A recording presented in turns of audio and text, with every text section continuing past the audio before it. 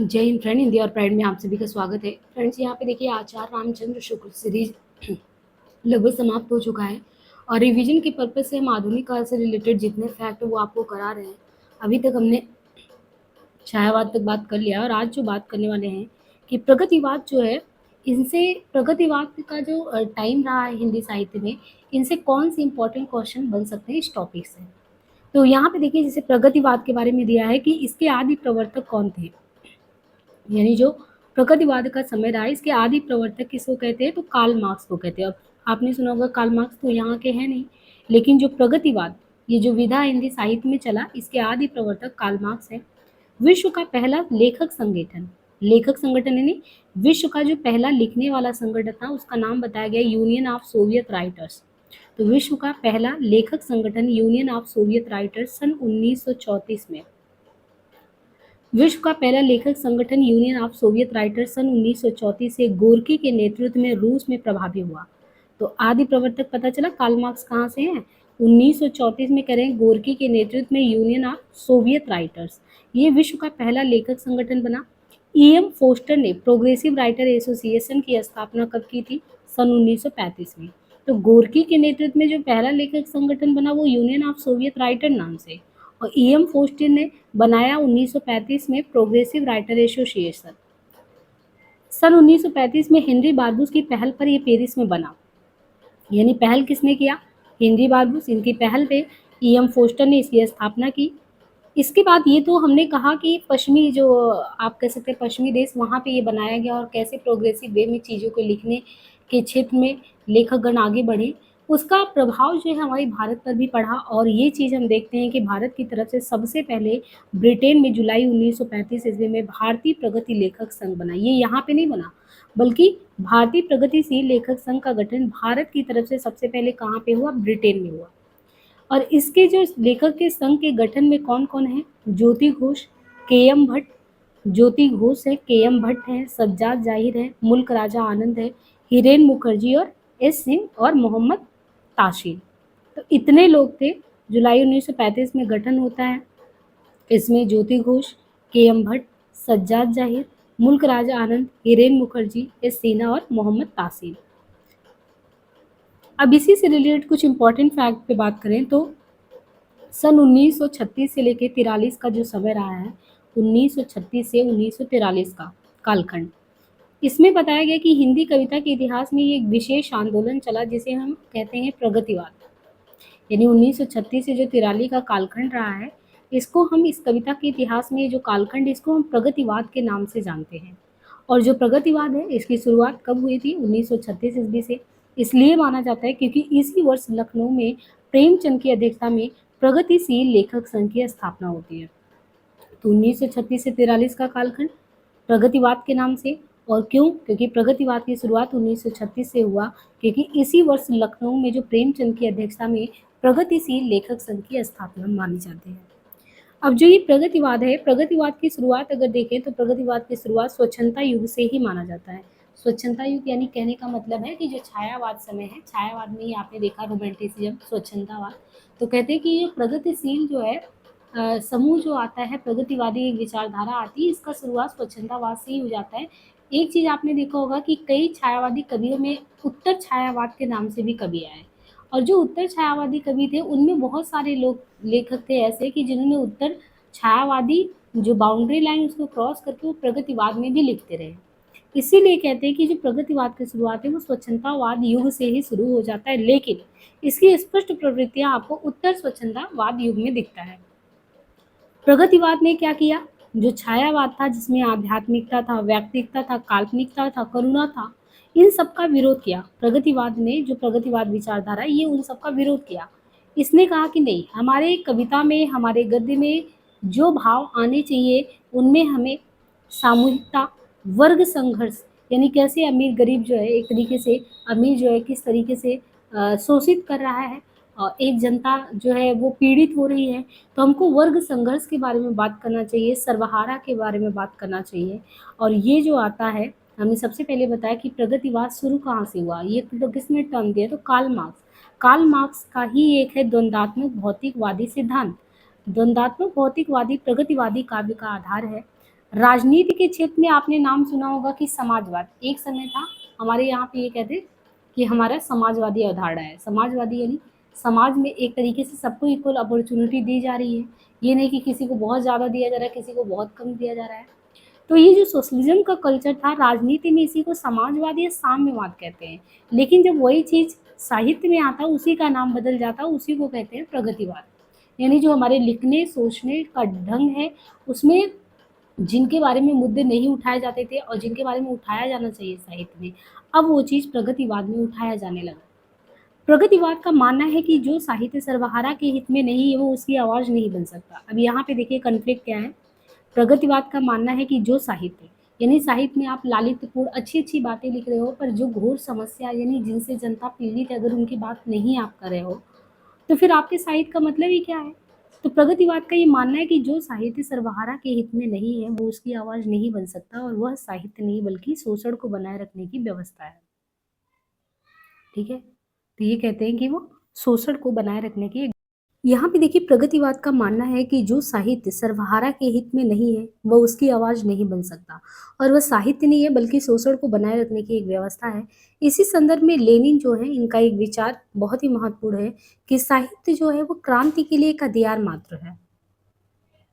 क्रांतिकारी कविताओं के संदर्भ में शुक्ल जी का ये कहना है कि क्रांति के नाम पर परिवर्तन की प्रबल कामना हमारे हिंदी काव्य क्षेत्र में प्रलय की पूरी पदावली के साथ व्यक्त की गई है। सब बातों में परिवर्तन ही परिवर्तन की यह कामना कहाँ तक वर्तमान परिवर्तन के स्वतंत्र पर्यालोचन का परिणाम है और कहाँ तक केवल ये अनुवृत्त है, ये नहीं कहा जा सकता।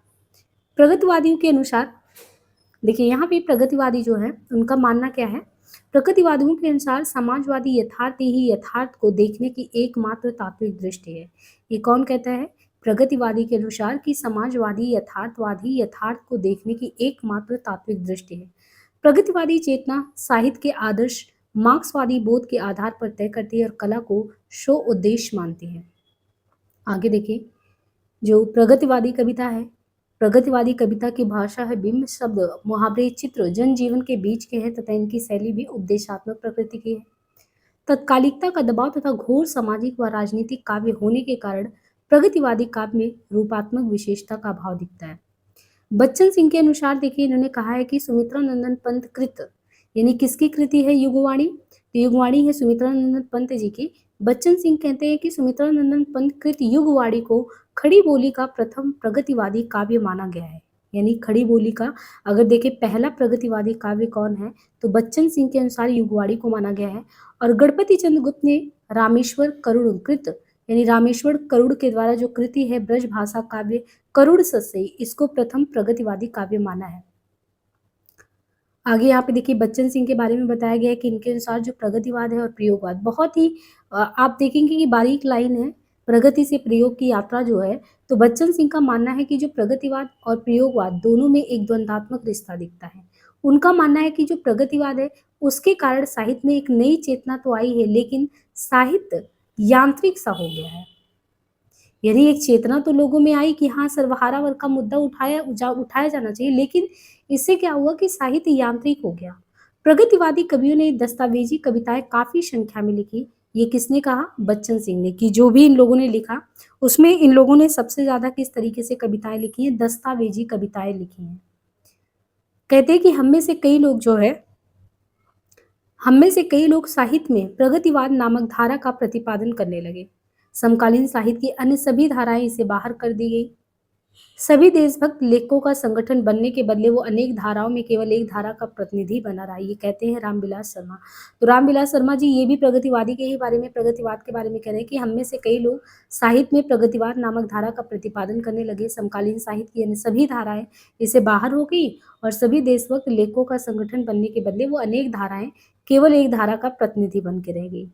और जो कि प्रगतिवाद जो है ये समाजवाद का ही साहित्यिक अभिव्यक्ति है। यानी जैसे ही राजनीति में समाजवाद है, साम्यवाद है, उसकी अभिव्यक्ति ही। ये बात किसने कहा था? कि ये कहा था डॉक्टर नगेंद्र ने। प्रगतिवाद ने सत्य का राजनीतिकरण, अस्पष्टी या सपाटीकरण, संकुचीकरण कर दिया, जबकि कला सत्य जीवन इतने बधे बधाए नहीं है। ये अज्ञे जी ने कहा कि जो प्रगतिवाद है इसने जो है सत्य का राजनीतिकरण कर दिया। यानी जो बात सही थी उसका इसने क्या किया? राजनीतिक दाव पेच खेला, उसके साथ सपाटीकरण कर दिया। संकुचीकरण कर दिया, जबकि कला जो है वो सत्य जीवन इतने बधे बधाए नहीं है, ये कहना आगे जी का है। आगे कहते हैं कि पंथ निराला और प्रगतिवाद। पंथ निराला और प्रगतिवाद में देखें तो युगांत लिखकर पंत जी ने युग के अंत, यानी नाम ही युगांत, युगांत जो रचना है पंत जी का, कहते हैं कि युगांत लिखकर पंत जी ने तो युग के अंत की घोषणा कर दी। और इससे ये लगा है कि जो पंत जी ने जब युग का अंत लिखा, इसे से छायावाद का अंत मान लेना चाहिए कि हाँ, उन्होंने ये घोषणा कर दी कि यहीं से छायावाद समाप्त हो रहा है। और इससे समाप्त करें तथा युगवाड़ी में, ये तो युगांत है, और युगवाड़ी में उन्होंने प्रकृतिवाद को युग की वाड़ी कहा है। तो उस कालखंड की जो वाड़ी रही है युगवाड़ी, तो युगवाड़ी को इन्होंने कहा वो प्रगतिवाद के युग की वाड़ी है उस समय की, और युग का अंत मतलब छायावाद के युग का अंत है। आगे कहते हैं कि पंत जी ने जो है रूपाभ नामक एक पत्रिका का प्रकाशन किया।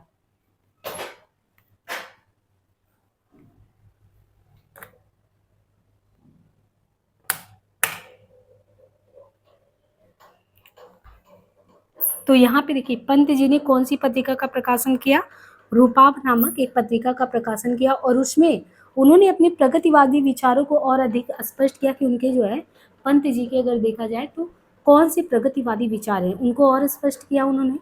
और कहते कि पंत के अनुसार प्रगतिशील कविता वास्तव में छायावाद का ही एक धारा है। यानी यहाँ पे जो प्रगतिशील कविता है वो वास्तव में क्या है, वास्तव में वो छायावाद की ही एक धारा है। दोनों स्वरों में जागरण का उदात्त संदेश मिलता है, एक में मानवीय जागरण का तो दूसरे में लोक जागरण का। आगे कहते हैं कि निराला ने कुछ प्रगतिवादी रचनाएं की हैं, जिनमें है कुकुर मुत्ता, गर्म पकौड़ी, डिप्टी साहब आ गए, भिक्षुक वन बेला, ये कुछ प्रमुख रचनाएं हैं। इन रचनाओं में उनका मानवतावादी पक्ष उभर कर सामने आता है। सर्वहारा वर्ग के लिए उन्होंने वह तोड़ती पत्थर, विधवा जैसी कविताएं लिखी। तो यहाँ पे निराला जी की जो प्रगतिवादी कविताएं हैं इनमें कुकुर मुत्ता ज़्यादातर सिलेबस में रहता ही है, यूजीसी नेट में भी है, गर्म पकौड़ी, डिप्टी साहब आ गए, भिक्षुक वन बेला। और सर्वहारा वर्ग के लिए उन्होंने लिखा वो तोड़ती पत्थर, विधवा और कविताएं, अन्य कविताएं वैसे ही। अब यहाँ पे देखिए इनके प्रगतिवादी महत्वपूर्ण जो कवि और उनकी रचनाएं हैं, एक एक करके यहाँ बताया गया है कि कौन से जो है प्रगतिवाद के महत्वपूर्ण कवि और उनकी रचनाएं। सबसे पहले बात किया जाए केदारनाथ अग्रवाल का, तो 1911 में जो है केदारनाथ अग्रवाल का भी जन्म बताया गया है। और वैद्यनाथ मिश्र, नागार्जुन जी को वैद्यनाथ मिश्र नाम से संबोधित किया जाता था। तो 1911 में ही जन्म वैद्यनाथ मिश्र नागार्जुन का भी हुआ, केदारनाथ अग्रवाल का भी हुआ है। बस ये कि केदारनाथ अग्रवाल जो है सन 2000 तक इन्होंने अपने मतलब कि उनका जीवन कालखंड रहा है, और 1998 यानी 2 साल पहले नागार्जुन जी गुजर जाते हैं। बाकी लगभग उन्होंने जीवन भी आसपास दिया है केदारनाथ और नागार्जुन। सबसे पहले 1911 में केदारनाथ अग्रवाल को जो है यहाँ पे रखा गया है। तो प्रगतिवाद में आपको ध्यान रखना है, सबसे पहले किसका नाम आता है, केदारनाथ अग्रवाल जी का।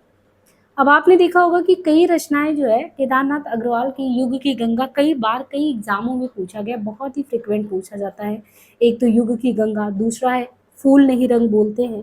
आपने एक बार भी प्रैक्टिस सेट सॉल्व किया होगा तो आपको पता होगा कि ये जो क्वेश्चन बार बार ये आते हैं केदारनाथ अग्रवाल की रचनाएं, ये सभी प्रगतिवादी रचनाएं हैं। नाम है युग की गंगा 1947 में, नींद के बादल 47 में। यानी युग की गंगा, नींद के बादल तो 1947 में केदार जी लिखते हैं, और 47 से 57 यानी 10 साल बाद लगभग लोक और आलोक करके लिखते हैं। फिर फूल नहीं रंग बोलती है, तो बहुत चर्चित रचना है केदारनाथ जी का 1965 में, आँख का आईना 70 में, गुल मेहंदी 78 में, पंख और पतवार 1979 में। इसके बाद अगर देखें तो बम्बई का रक्त स्नान करके 1981 में, हे मेरी तुम, बम्बई का रक्त स्नान 1981, हे मेरी तुम 1981, मार प्यार की थापे 1981, कहे केदार खरी खरी, कहे केदार खरी खरी 1983 ईस्वी, अपूर्वा करके है 1984 में है, जमुन जल तुम 1984 में है, बोले बोल अबोल 1985 हो गया। जो सिलाएं तोड़ते हैं, तो जो सिलाएं तोड़ते हैं ये कब है, जो सिलाएं तोड़ते हैं 1985, आत्मगंध 1988, अनहारी हरियाली 1990, खुली आंखें खुले डैने 1993, पुष्पदीप जो है 1994 में, बसंत में हुई प्रसन्न पृथ्वी 1996 में। ये जितनी भी रचनाएं हैं यहाँ पे, ये रचनाएं हैं केदारनाथ अग्रवाल जी की। अब जो प्रगतिवाद में दूसरे कवि का नाम है वो है नागार्जुन, कवि नागार्जुन। जिनको हम वैद्यनाथ मिश्र के नाम से भी जानते हैं। अब देखिए वैद्यनाथ मिश्र जो है इनकी जो प्रसिद्ध रचनाएं हैं, अगर इनके रचनाओं का हम क्रम से यहाँ पे देखें नागार्जुन जी का, तो उन रचनाओं में सबसे पहले यहाँ पे हमने हाईलाइट कर दिया जो बहुत इंपॉर्टेंट है। मैक्सिमम जो है रचनाएं पूछी गई हैं एग्जाम में, अदरवाइज ये विकल्प के तौर पे आपके सामने रखा जाता है। जैसे यहाँ पे रचना है युगधारा, तो युगधारा जो है इनकी रचना है 1953 में। सतरंगी पंखों वाली करके है 1959 में।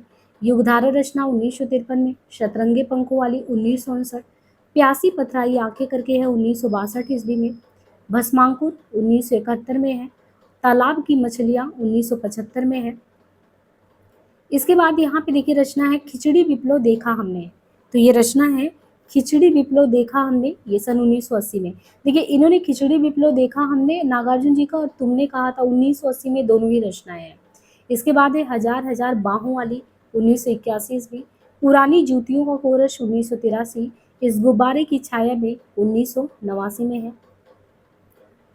इसके बाद जो रचना है आखिर ऐसा क्या कह दिया मैंने, भूमिजा रत्न गर्भ। तो ये जितनी भी रचनाएं हैं क्रम से अगर यहाँ पे देखें तो नागार्जुन जी की रचनाओं में है युगधारा, सतरंगे पंखों वाली, प्यासी पतराई आंखें, भस्मांकुर, तालाब की मछलियां, खिचड़ी विप्लव देखा हमने, तुमने कहा था, हजार हजार बाहों वाली, और पुरानी जूतियों का कोरस, इस गुब्बारे की छाया में, आखिर ऐसा क्या कह दिया मैंने, भूमिजा रत्नगर। अब आगे देखिए यहाँ पे तो प्रगतिवादी कवि में तीसरे नंबर पे है शिवमंगल सिंह सुमन। यानी केदारनाथ जी और नागार्जुन जी का आपने देखा लगभग 1911 ही जन्म बताया गया, आसपास उन लोगों का निधन भी हुआ है, बस 2 साल पहले ही वैद्यनाथ मिश्र जी यानी नागार्जुन जी का हुआ था। शिवमंगल सिंह सुमन का जन्म जो है 1915 में बताया गया है, और त्रिलोचन जिनको वासुदेव सिंह भी कहते हैं ये 1917 में है। इसके बाद रांगे राघव त्र्यंबक वीर राघवाचारा 1923 में है इनका। शिवमंगल सिंह सुमन का भी आपने देखा कि ये जो रचनाएं है, मिट्टी की बारात काफी बार पूछा गया है ना, यह जल रहे हैं दीप। अब यहाँ पे देखिए इनकी रचनाएं जैसे हिल्लोल करके है, हिल्लोल है जीवन के गान, युग का मोल 1945, प्रलय सृजन 1950, विश्वास बदलता ही गया। आगे है बिंद हिमालय 1970 में है, मिट्टी की बारात 1972 में है, वाड़ी की व्यथा 1980 में है, पर आंखें नहीं भरी हम पक्षी उन्मुक्त गगन के। इसके अलावा है एशिया जाग उठा, एशिया जाग उठा, जल रहे हैं द्वीप, जलती है जवानी। ये सारी रचनाएं जो है ये किसकी रचनाएं हैं, तो ये सभी रचनाएं हैं शिवमंगल सिंह सुमन की। इसके बाद जो है त्रिलोचन वासुदेव सिंह, त्रिलोचन वासुदेव सिंह का जो समय बताया गया यहाँ पे 1917 से लेके 2007 का जो समय का है, जिसमें जो रचनाएं हैं इनकी, धरती 1945 में है, गुलाब और बुलबुल 1956 में है, और ये रचनाएं पूछी जाती त्रिलोचन के दिगंत ताप के ताए हुए दिल, तो दिगंत रचना है 1957 में। और देखिए त्रिलोचन भी कहते हैं वासुदेव सिंह भी कहते हैं, तो दिगंत 1957, ताप के ताए हुए दिन 1980, शब्द 1980, धरती हो गया, गुलाब बुलबुल हो गया, दिगंत ताप के ताए हुए दिन शब्द। इसके बाद उस जनपद का कवि हूँ, यहाँ पे जो है उस जनपद का कवि हूँ 1981, अर्धान 1984, तुम्हें सौंपता हूँ 1985, फूल नाम है एक 1985, अनकही भी कुछ कहनी है 1985। इनके अलावा सबका अपना आकाश करके 1987 में है, चैती 87 में, अमोला 1990 में है। तो ये जो रचनाएं हैं प्रगतिवादी कवियों में शिवमंगल सिंह सुमन के बाद त्रिलोचन का, और इसके बाद रांगे राघव त्र्यंबकाचार्य जो है इनकी 3 रचनाएं दिया, अजय खंडर 1944, मेधावी और पांचाली। पांचाली ध्यान रखिएगा 1955 में इनका पांचाली करके रांगे राघव का। अब प्रगतिवादी कवि में सबसे पहले हमने बात किया केदारनाथ अग्रवाल, जिनका जन्म 1911 में देखा। इनके बारे में देखें तो सबसे बड़ी खासियत ये रही कि कोई भी यहाँ का जो साहित्यकार है अपने भारत का, उनका जो रचना है वो अन्य विदेशी भाषाओं में भी उसका अनुवाद हो रहा है। तो आप इससे समझिए ना कि यहाँ की बातें और कहाँ तक पहुँच रही है। अपने भारत का साहित्यकार वो विश्व विख्यात भी हो रहा है। तो जो केदारनाथ अग्रवाल है इनकी रचनाओं का विदेशी भाषाओं में अनुवाद रूसी में हुआ, अंग्रेजी में हुआ, चेक में हुआ, जर्मन में हुआ। रूसी, अंग्रेजी, चेक और जर्मन में। केदारनाथ अग्रवाल की कविताओं को मुख्यतः 2 श्रेणी में बांटा गया है। पहली श्रेणी में उनकी राजनीतिक कविताएं हैं और दूसरी श्रेणी में उनका प्रकृति प्रेम है। तो राजनीतिक कविता हो गया, प्रकृति प्रेम हो गया। प्रेमचंद कथा साहित्य में जिन समस्याओं को आधार बनाकर लिख रहे थे, यानी प्रेमचंद जी देखिए कि कथा साहित्य में जिन समस्याओं को आधार बनाकर लिख रहे थे, उन्हीं समस्याओं को केदार जी ने अपने काव्य के माध्यम से चित्रित किया है। यहाँ पे देखें तो केदारनाथ अग्रवाल अपनी काव्य यात्रा के शुरुआती समय में किस नाम से लिखते थे? बालेंदु। ये क्वेश्चन पूछा जा सकता है कि कौन अपनी रचनाओं की काव्य यात्रा का शुरुआती समय में बालेंदु उपनाम से रचना लिखता था? तो केदारनाथ अग्रवाल। और उस समय वे ब्रज भाषा में कवित्त सवैया भी लिखते थे। तो ये भी एक चीज हो गया खास कि एक तो शुरुआती समय में बालेंदु नाम से लिखते थे, दूसरी चीज कि उस समय वे ब्रज भाषा में कवित्त सवैया छंद भी लिखते थे। केन नदी से अत्यधिक लगाव के कारण इन्हें केन का कवि भी कहा जाता है। केदारनाथ जी को केन से लगाव होने के कारण केन नदी से लगाव, केन का कवि भी कहते हैं। देश विदेश की कविताएं शीर्षक से केदारनाथ अग्रवाल ने देश और देश से बाहर के तमाम कवियों की कविताओं का अनुवाद किया है। केदारनाथ अग्रवाल की प्राकृतिक कविताओं के संदर्भ में बच्चन सिंह ने कहा है, इनके प्राकृतिक कविताओं के संदर्भ में बच्चन सिंह ने क्या कहा है? जहां तक प्रकृति चित्रण का संबंध है, केदार छाया व उदोत्तर कविता के सुमित्रानंदन पंत हैं। यानी केदार जी को कहा है कि छायावादोत्तर यानी छायावाद के बाद अगर कोई कवि पंत के जैसा, पंत के समान लिख रहा है, प्रकृति का बहुत अच्छे से जो है वर्णन कर रहा है, तो उसमें हम नाम लेते हैं। बच्चन सिंह ने कहा कि पंत के तरीके से लिखने वाले केदारनाथ अग्रवाल है, ऐसा मानना है बच्चन सिंह का। देखिए केदारनाथ अग्रवाल ने जहाँ कहीं इन्होंने जो है कहे केदार मतलब अपने नाम से ही बोला है कि कहे केदार खरी खरी, तो अग्रवाल जी ने कहे केदार खरी खरी में डॉलर के प्रति जो भारतीय राजनेता को चिताया है, वही इनकी एक रचना युग की गंगा, बहुत ही प्रसिद्ध रचना है युग की गंगा। तो केदार जी ने युग की गंगा में असमान अर्थव्यवस्था की विसंगति, यानी एक होता है एक समान अर्थव्यवस्था, यहाँ पे युग की गंगा में असमान जो अर्थव्यवस्था उसकी विसंगति की ओर ध्यान खींचा है लोगों का। फूल नहीं रंग बोलते हैं कविता के लिए केदारनाथ अग्रवाल को सोवियत लैंड पुरस्कार से सम्मानित किया गया है। तो फूल नहीं रंग बोलते हैं कविता के लिए क्या हुआ है? केदारनाथ अग्रवाल को सोवियत लैंड पुरस्कार से सम्मानित किया गया है। केदार जी जो थे, केदार जी ने जमुन जल तुम योम हे मेरी तुम कविताएं अपनी पत्नी की याद में लिखी है। खेत का दृश्य, तो यहाँ पे देखिए खेत का दृश्य कविता धरती को, राधा और कृषक को कृष्ण का प्रतीक मानकर लिखी गई है। इसके बाद चंदू और चैत करके है, तो यहाँ पे जो चंदू और चैत कविता है इसमें ग्रामीण युवकों की जिंदगी का यथार्थ चित्रण है। एवं वसंत में प्रसन्न हुई पृथ्वी कविता में प्राकृतिक सौंदर्य का चित्रण किया गया है इसमें। केदार जी को सन 1986 में अपूर्वा के लिए साहित्य अकादमी पुरस्कार से सम्मानित किया गया है।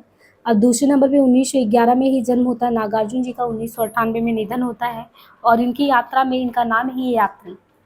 यात्री नागार्जुन जी का पहला साहित्यिक नाम, यानी साहित्यिक नाम के तौर पे उनका जो रखा गया वो नाम है यात्री।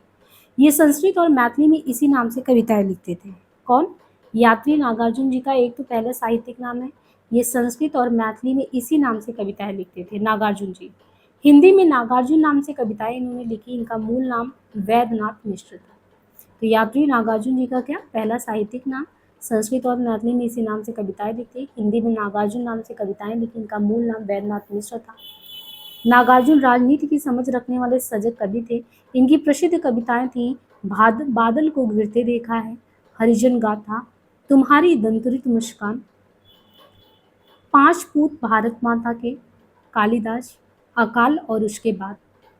नागार्जुन को प्रगतिवाद के शलाका पुरुष के रूप में भी जाना जाता है। नागार्जुन जी को प्रगतिवाद के शलाका पुरुष के रूप में भी जाना जाता है। राम के प्रति नागार्जुन की खड़ी बोली में प्रकाशित पहली रचना, यानी राम के प्रति नाम से जो है नागार्जुन जी की खड़ी बोली में प्रकाशित पहली रचना है। नागार्जुन की कविता राम के प्रति सन 1935 ईस्वी में साप्ताहिक पत्रिका विश्व बंधु में छपी थी, जो लाहौर से निकलती थी। अपनी कविता प्रतिहिंसा ही अस्थायी भाव है को नागार्जुन ने अपने साहित्य का मैनिफेस्टो कहा है। पत्रहीन नगनगाछ मैथिली भाषा में लिखा गया एक महत्वपूर्ण काव्य संग्रह है इनका, जिसमें 52 कविताएं संकलित है। किसमें? पत्रहीन नगनगाछ में। मैथिली भाषा में लिखा गया महत्वपूर्ण काव्य संग्रह इनका और इसमें 52 कविताएं संकलित है। सन 1968 में इस कृति के लिए नागार्जुन जी को साहित्य अकादमी पुरस्कार मिला था। बच्चन जी ने नागार्जुन की कविताओं को नुक्कड़ कविता भी कहा है। किसका? बच्चन जी ने क्या किया है? बच्चन जी ने जो है नागार्जुन की कविताओं को नुक्कड़ कविता कहा है कि ये जो कविताएं हैं ये नुक्कड़ कविता है। नागार्जुन ने दीपक पत्रिका के संपादक के रूप में काम भी किया। प्रेत का बयान कविता में नागार्जुन आजाद भारत के एक ऐसे अध्यापक की यथार्थ दशा का चित्रण करते हैं जिसकी मृत्यु सुख के कारण हुई है। भस्मांकुर खंडकाव्य कविता में नागार्जुन ने भगवान शिव और पार्वती के संबंधों का साधारण दंपति के रूप में देखा। यानी भस्मांकुर जो खंडकाव्य कविता है नागार्जुन जी का, उसमें नागार्जुन जी भगवान शिव और पार्वती के संबंधों को साधारण दंपति के रूप में देखा है। इस कविता का शरीर श्रृंगार रस का है, लेकिन इसका आत्मा करुण रस की है। इसमें बरवे छंद का प्रयोग भी किया गया है।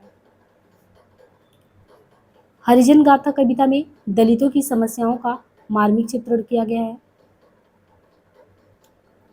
सिंदूर तिलकित भाल, ये जो है सिंदूर तिलकित भाल, ये नागार्जुन जी की प्रेम संबंधी एक महत्वपूर्ण रचना है।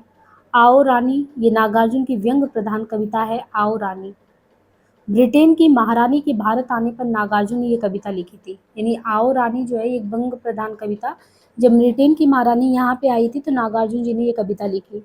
नागार्जुन ने अपने समकालीन कवि केदारनाथ अग्रवाल के लिए ओ जन मन के सजग चितेरे कविता लिखा था। किसने? अग्रवाल जी ने लिखा था। यानी देखिए केदारनाथ अग्रवाल और वही समानांतर ही जन्म भी हुआ था, और नागार्जुन जी ने केदारनाथ जी के लिए लिखा था ओ जन मन के सजग चितेरे। नागार्जुन ने चना जोर गरम कविता भ्रष्टाचारी सत्तालोलुप एवं अवसर के ताक में रहने वाले पे निशाना साधने के लिए लिखा।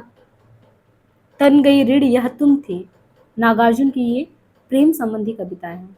गुलाबी चूड़ियाँ, ये नागार्जुन जी की वात्सल महत्वपूर्ण यानी वात्सल से परिपूर्ण जो है रचनाएं हैं गुलाबी चूड़ियाँ।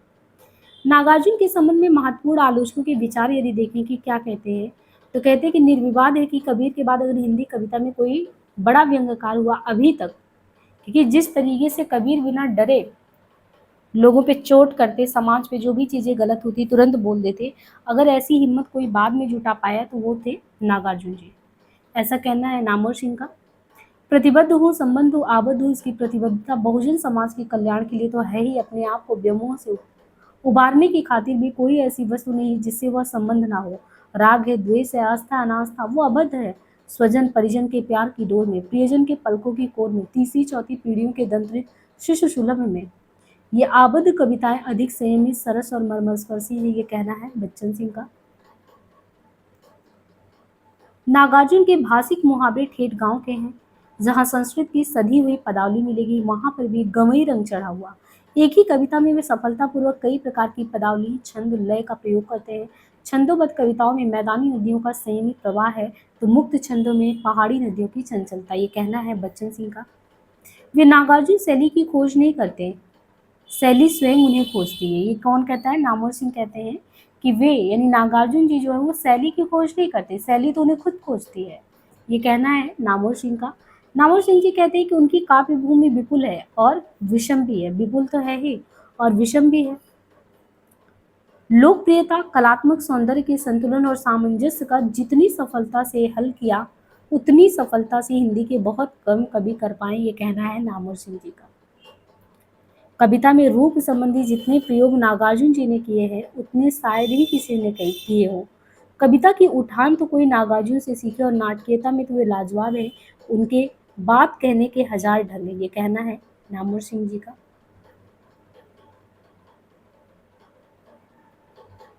नागार्जुन जी जितने क्रांतिकारी सचेत रूप से हैं उतने अचेत रूप में भी हैं, ये कहना रामविलास शर्मा का।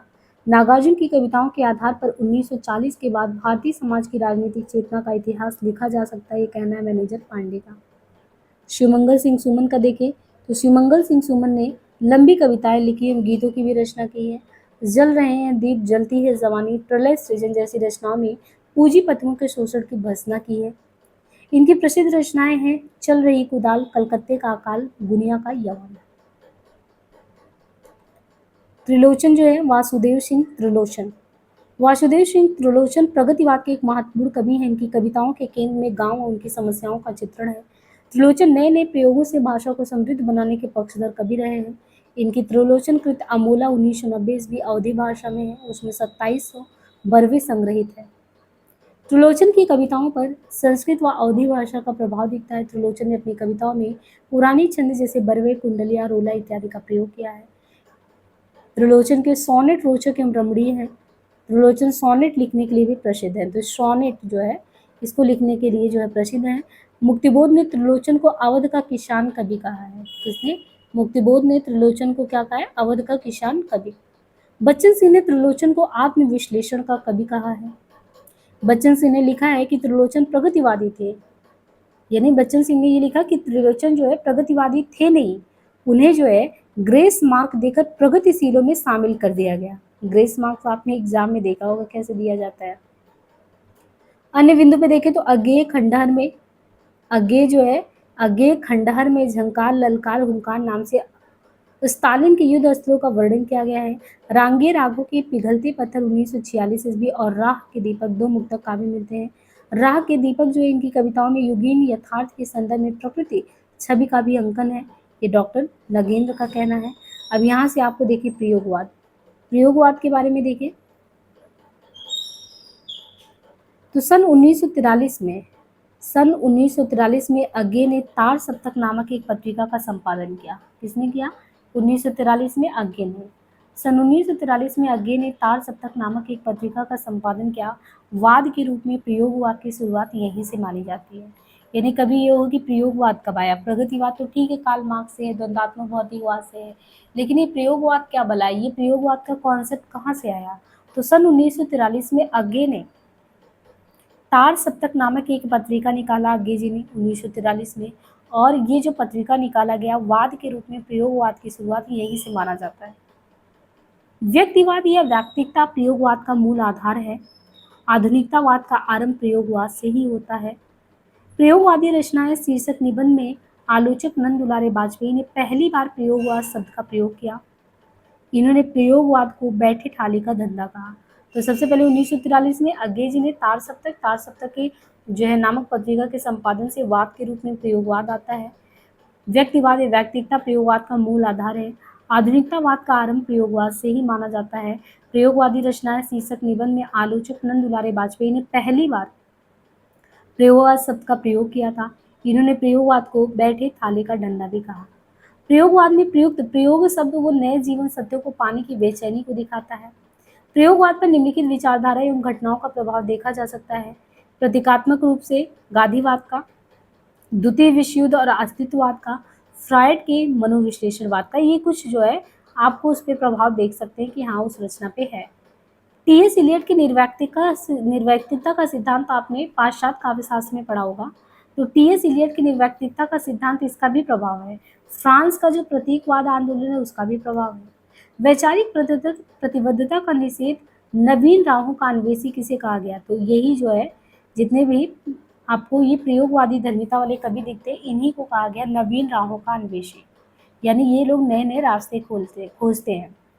इनके अलावा व्यक्तिकता, क्षण की महत्ता, तो इसमें विशेषता क्या है? एक तो नवीन राहों का अन्वेषी तार सप्तक के कवियों को कहा गया, इनमें व्यक्तिकता है, क्षण का क्या महत्व, यौन चेतना की प्रबलता तथा शहरी प्रेम दृष्टि प्रयोगवाद की प्रमुख विशेषताएं। प्रयोगवादी कविता में मुख्य रूप से जो है प्रगति जो मध्यवर्गीय समाज है उनका चित्रण किया गया है। अज्ञे ने कुल 4 शतकों का प्रकाशन किया। तार सप्तक की भूमिका में अज्ञे ने क्या लिखा है? तो तार सप्तक की भूमिका में जो है अज्ञे जी ने क्या लिखा है? प्रयोगवादी कवियों को राहों का अन्वेषी कहा है। अब यहाँ पे देखिए जो प्रयोगवाद की विशेषताएं हैं वो विशेषता क्या है? इसमें बौद्धिकता का प्राधान्य, यानी आपको बौद्धिकता दिखता है इन रचनाओं में, इस वाद में बौद्धिकता का प्राधान्य, उपमानों की नवीनता, यथार्थवाद का आग्रह, साधारण विषयों का निरूपण, अहमवादी प्रवृत्ति का प्राधान्य, निराशावाद, भाषा में प्रयोग। तो बौद्धिकता, उपमानों की नवीनता, यथार्थवाद का आग्रह, साधारण विषयों का निरूपण, अहमवादी प्रवृत्ति का प्राधान्य, निराशावाद, भाषा में प्रयोग। अज्ञे इस काव्य आंदोलन के प्रयोगवाद, यानी कि अज्ञे जी जो है इस काव्य आंदोलन के प्रयोगवाद नाम का समर्थन नहीं करते थे। इसका विरोध करते हुए उन्होंने दूसरा शतक की भूमिका में क्या लिखा है? तो अज्ञे जो है इस काव्य आंदोलन के प्रयोगवाद नाम का समर्थन वो नहीं करते थे, इसका विरोध करते हुए उन्होंने दूसरा शतक की भूमिका में लिखा है कि प्रयोग का कोई वाद नहीं है। किसने लिखा है? अज्ञे जी ने। जब दूसरा शतक निकला, पहला तो तार शतक 1943 में आया, जब दूसरा आया तो उन्होंने लिखा कि जो प्रयोग है इसका कोई अपना वाद नहीं है, हम वादी नहीं है, न प्रयोग अपने आप में इष्ट या साध्य है। ठीक इसी तरह कविता का भी कोई वाद नहीं है, कविता भी अपने आप में इष्ट या साध्य नहीं है, अतः हमें प्रयोगवादी कहना उतना ही सार्थक या निरर्थक है जितना हमें कवितावादी कहना। प्रयोग अपने आप में इष्ट नहीं है, वो तो साधन है और वो दोहरा साधन है, क्योंकि एक तो वह उस सत्य को जानने का साधन है जिसे कभी प्रेषित करता है, दूसरा वह उस प्रेषण की क्रिया को और उसके साधनों को जानने का भी साधन है।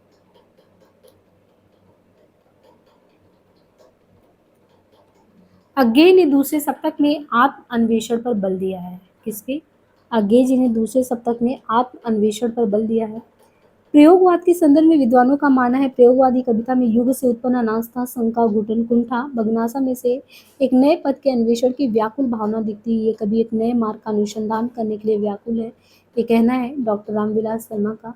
प्रयोगवाद शैलीगत विद्रोह है। ये कहना है डॉक्टर नगेंद्र का कि प्रयोगवाद शैलीगत विद्रोह है।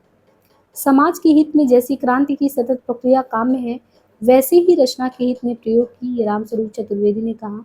प्रयोग कलात्मक अनुभव का क्षण है, ये कहना है रघुवीर सहाय का। प्रयोग दृष्टिकोण का अनुसंधान है, ये कहना है केसरी कुमार का। प्रयोग की प्रक्रिया में धीरे धीरे शब्दों की चमक खो जाती है, था अब उस शब्द को नया संदर्भ देना पड़ेगा, ये कहना है अंग्रेज जी का।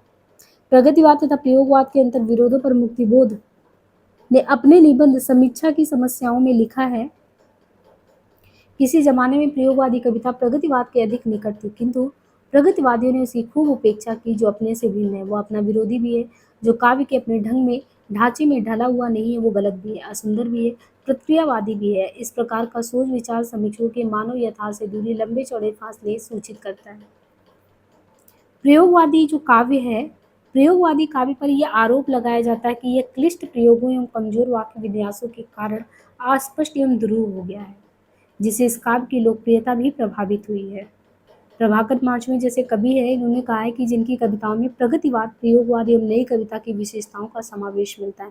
यानी जो प्रभाकर माचवे जैसे कवि हैं जिन्होंने लिखा है, इनकी कविताओं में आपको प्रगतिवाद, प्रयोगवाद, नई कविता, इन तीनों की विशेषता देखने को मिलता है।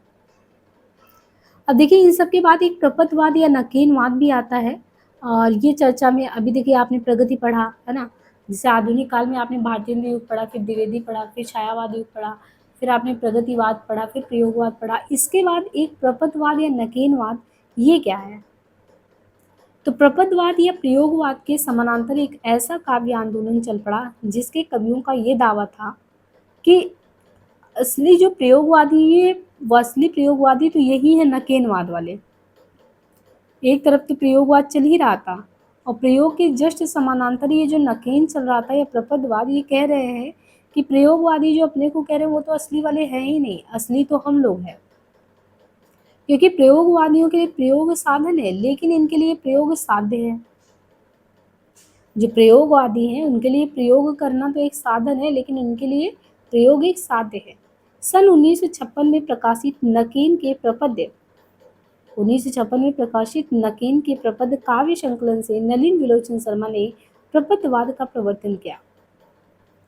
प्रपदवाद मुख्य रूप से तीन कवि हैं, नलिन है, देखिए यन ये नकेन, ना फार नलिन, के फार केशरी, और ये जो है यन ना फार नरेश। तो नलिन विलोचन शर्मा, केशरी कुमार और नरेश ये अपने आप को कहते हैं कि असली प्रयोगवादी तो हम ही हैं। और 1956 में प्रकाशित नकेन के प्रपद्य काव्य संकलन का नाम है नकेन के प्रपद्य, और उसमें नलिन विलोचन शर्मा ने ही प्रपदवाद का प्रवर्तन किया, ऐसा माना जाता है। बाकी तीन लोग नलिन, केसरी, नरेश आते हैं। तीनों कवियों के नाम के प्रथम अक्षर को आधार बना के काव्य आंदोलन का नाम ही रख दिया गया नकेनवाद। अब ये जो तीनों कवि हैं, नलिन है और नरेश हैं, केशरी हैं, ये तीनों ही जो कवि हैं, इन कवियों का एक काव्य संकलन 1956 में प्रकाशित हुआ जिसका नाम था नकेन के प्रपद, और इसकी भूमिका को ही इनका घोषणा पत्र कहा जाता है। फिर 1959 में प्रकाशित तीसरा सप्तक में अज्ञेय ने जो है प्रपथवादियों की आलोचना की। किसने की? अज्ञेय जी ने जो तीसरा सप्तक निकला, तो ये जो अपने को नकेनवादी कहते हैं, इसमें इन्होंने इनकी आलोचना की। बच्चन सिंह ने इस आंदोलन के एक प्रकार का कहा ये तो रूपवाद या कलावाद है, यानी जो नकेनवाद था इसको एक तरफ से कि ये रूपवाद है, ये कलावाद है, किसने कहा है? बच्चन सिंह ने कहा है। नरेश द्वारा संपादित प्रकाश पत्रिका है, और नरेश ने जो प्रकाश पत्रिका संपादित किया उस पत्रिका में नकेनवादियों ने प्रपदवाद को तथाकथित प्रयोग 10 सूत्री घोषित किया है। प्रयोग 10 सूत्री। आगे चलकर कविता में जो निषेधात्मक प्रवृत्तियां कविता की भाषा में गाली गलौज, कविता के बयान के रूप में प्रस्तुत इत्यादि दिखाई देती है, उनका सूक्ष्म रूप प्रपदवाद या नकेलवाद में देखा जा सकता है। प्रपदवाद या नकेलवाद की मान्यताएं क्या हैं? तो ये कवि की किसी भी प्रकार की काव्य परंपरा को अस्वीकार करते हैं, क्योंकि इनके अनुसार परंपराओं में उलझा कवि स्वतंत्र प्रयोग कर ही नहीं सकता। अगर कोई कवि परंपरा में उलझ गया तो वो स्वतंत्र प्रयोग नहीं कर सकता। इनकी कविताओं में यौन प्रसंगों की अधिकता है, क्योंकि ये कविता को सिर्फ अवचेतन और अचेतन के प्रति जवाबदेह मानते हैं। शब्दों के स्तर पर इनकी कविताओं में अत्यधिक प्रयोग मिलता है, क्योंकि परंपरा से चले आ रहे शब्द इन्हें अनुपयुक्त से लगते हैं। छठे दशक का काव्य आंदोलन नई कविता के नाम से जाना जाता है। ये नई कविता किसने दी? अज्ञे ने। तो अभी आपने देखी कि नकेन पढ़ा ना, नकेन के बाद अब हम पढ़ रहे हैं नई कविता। नई कविता भी अपने आप में बहुत इंपॉर्टेंट है, पर नकेन या प्रपदवाद के बाद बताया गया है। ये शुरू हो गया है छठा दशक, और छठा दशक का जो काव्य आंदोलन रहा उसको नई कविता नाम दिया गया। नई कविता नाम किसने दिया? तो अज्ञे जी ने दिया। सबसे पहले 1952 में अपने एक रेडियो संवाद में अज्ञे जी ने नई कविता शब्द का प्रयोग किया। सन 1953 में नए पत्ते के जनवरी-फरवरी अंक से ये संवाद नई कविता शीर्षक से प्रकाशन में आना शुरू हो गया। तो पहली चीज, छठे दशक का काव्य आंदोलन नई कविता, ये नई कविता नाम अज्ञे जी ने दिया। 1952 में अपने एक रेडियो संवाद में अज्ञे ने नई कविता शब्द का उपयोग किया था। सन 1953 से नए पत्ते के जनवरी-फरवरी अंक से ये संवाद नई कविता शीर्षक से प्रकाशन में आया। सन 1954 में जगदीश गुप्त द्वारा संपादित नई कविता पत्रिका से नई कविता की शुरुआत मानी जाती है। भारत भूषण अग्रवाल और रामस्वरूप चतुर्वेदी भी नई कविता पत्रिका से जुड़े रहे। नई कविता से संबंधित गोष्ठी परिमल में अज्ञेय, लक्ष्मीकांत वर्मा एवं हरदेव बाहरी शामिल हुए।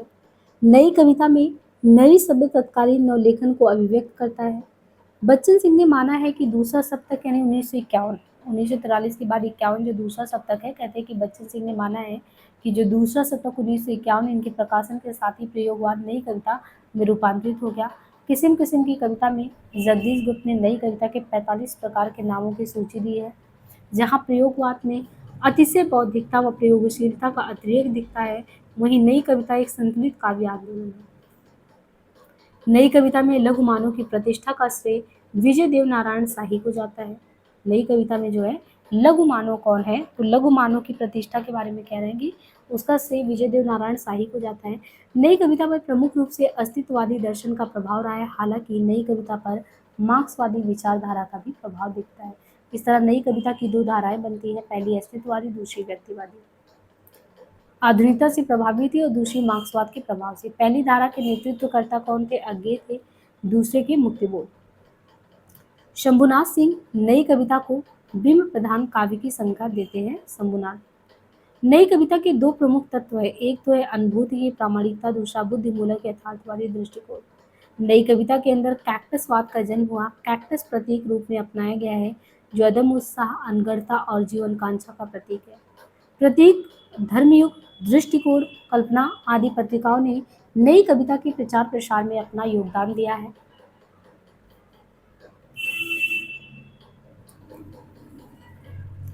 देखिए, नई कविता के बारे में अलग अलग जो विद्वान हैं उनके अलग अलग विचार हैं। जैसे नई कविता पहली बार समस्त जीवन को व्यक्ति या समाज इस प्रकार के तंग विभाजनों के आधार पर न मापकर मूल्यों की सापेक्ष स्थिति में व्यक्ति और समाज दोनों को मापने का प्रयास करती है। तो नई कविता की खासियत क्या है? समस्त जीवन को व्यक्ति या समाज में नहीं बांटती है, विभाजन नहीं करती, मूल्यों की सापेक्ष स्थिति को देखकर व्यक्ति और समाज दोनों के बारे में समझने का प्रयास करती है, ऐसा कहना धर्मी भारती जी का। नई कविता वैविध्यमय जीवन के प्रति, यानी जीवन में जो वैविध्य है उस वैविध्यपूर्ण जीवन के प्रति आत्मचेतस की प्रतिक्रिया है। नई कविता का स्वर एक नहीं विविध है, ये कहना है मुक्तिबोध जी का। आज की कविता को जांचने के लिए जो प्रास के रजत पास से मुक्त हो चुकी है और छंदों की पायलें उतार चुकी है, काव्य भाषा का ही प्रतिमान शेष रह गया, क्योंकि कविता के संगठन में भाषा प्रयोग मूल और केंद्रीय स्थिति है, ऐसा कहना है इनका जो भाषा संवेदना और सृजन करके पुस्तक है चतुर्वेदी जी का। इसके बाद रामस्वरूप चतुर्वेदी कहते हैं कि नई कविता में समग्र मनुष्य की बात ही नहीं कही गई, वरन मनुष्य के समग्र अनुभव खंडों को भी संयोजित किया गया है।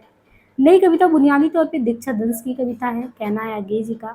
नई कविता में मनुष्य और उनके समग्र अनुभव को पकड़ने का प्रयास किया गया है, ये कहना है रामस्वरूप चतुर्वेदी जी का। नई कविता से संबंधित जो विशेषताएं हैं, देखिए खास ये है कि भोगे हुए यथार्थ पर बल देना, लघु मानव की अवधारणा, आधुनिक भावबोध। तो भोगे हुए यथार्थ पर, अब तक ये कि झूठ बूठ का कुछ भी नहीं लिखना है।